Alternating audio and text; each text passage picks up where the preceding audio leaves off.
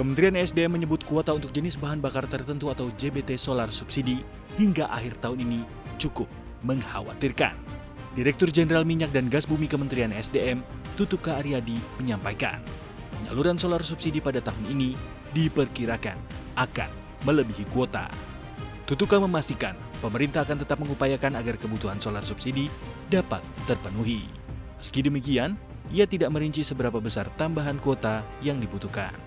Sebelumnya, PT Pertamina Patraniaga mengusulkan adanya penyesuaian kuota solar subsidi di tahun 2023. Sebab penyaluran BBM jenis solar subsidi diprediksi akan melebihi kuota yang telah ditetapkan.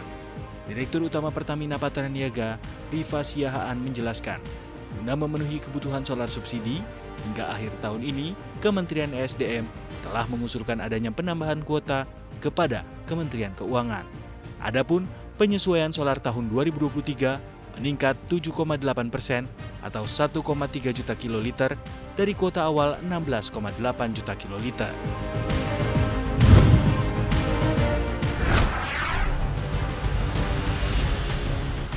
Menteri Keuangan Sri Mulyani kembali memberikan insentif berupa pengurangan pajak bumi dan bangunan atau PBB. Insentif ini mulai berlaku pada akhir Desember 2023. Dalam aturan tersebut, pengurangan PBB diberikan paling tinggi 75% dari PBB atau paling tinggi 100% dari PBB yang belum dilunasi oleh wajib pajak. Insentif ini diberikan bagi wajib pajak atas PBB yang masih harus dibayar berupa jumlah atau selisih PBB terutang ditambah dengan denda administratif.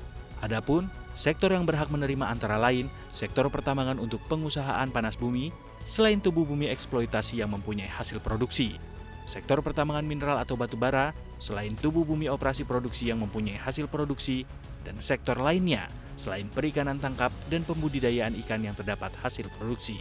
Dalam aturan tersebut, dijelaskan syarat yang harus dipenuhi antara lain diajukan secara tertulis dalam bahasa Indonesia dengan mengemukakan besaran presentasi PBB yang diumumkan dengan disertai alasan permohonan. Selain itu, pemohon juga wajib menyertakan surat pernyataan wajib pajak bahwa objek pajak terkena bencana alam atau sebab lain yang luar biasa.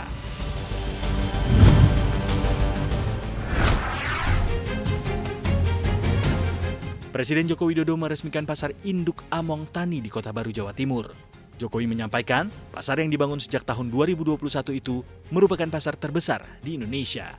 Jokowi mengatakan, pasar Among Tani mampu menampung 2.700 kios dan los yang tertata rapi untuk berdagang. Jokowi menilai, pasar itu akan menjadi pasar yang bagus dan juga rapi. Pasar Among Tani Kota Batu dibangun sejak tahun 2021 dan menggunakan dana APBN sebesar 152 miliar rupiah. Proyek tersebut telah rampung pada Mei 2023 dan pemindahan pedagang sejak Juni 2023.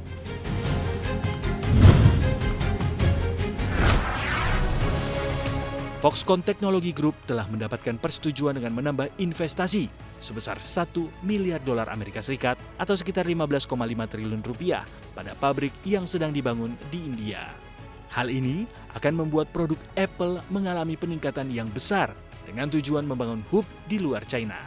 Investasi tersebut di luar $1,6 miliar Amerika Serikat yang sebelumnya telah dianggarkan untuk lokasi seluas 121 hektar dekat dengan Bandara Bangalore. Setidaknya, perusahaan akan menyisihkan sekitar $2,7 miliar Amerika Serikat untuk menjadikan pabrik tersebut sebagai pusat manufaktur di dunia. Investasi ini menjadi tanda Foxconn dan perusahaan-perusahaan lain mengalihkan kapasitas produksinya dari China yang ekonominya tengah lesu dan berjuang menghadapi ketegangan dengan Amerika Serikat.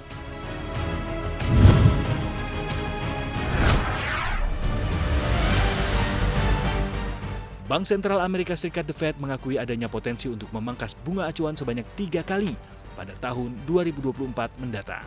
Kabar ini menjadi angin positif bagi para investor dan juga pemangku kebijakan di dunia.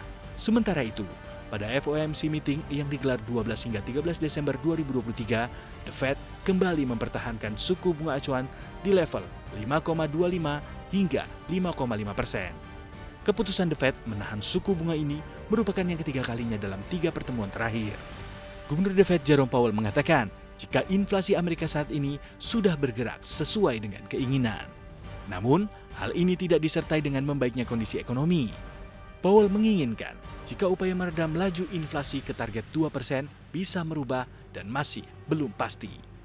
Seperti diketahui, inflasi negeri Paman Sam turun jauh dari 9,1% year on year pada Juni 2022 menjadi 3,1% year on year pada November 2023. Tingkat pengangguran Amerika Serikat, namun tingkat pengangguran Amerika Serikat masih sulit turun tajam dan angkanya masih bergerak di 3,7% pada bulan lalu.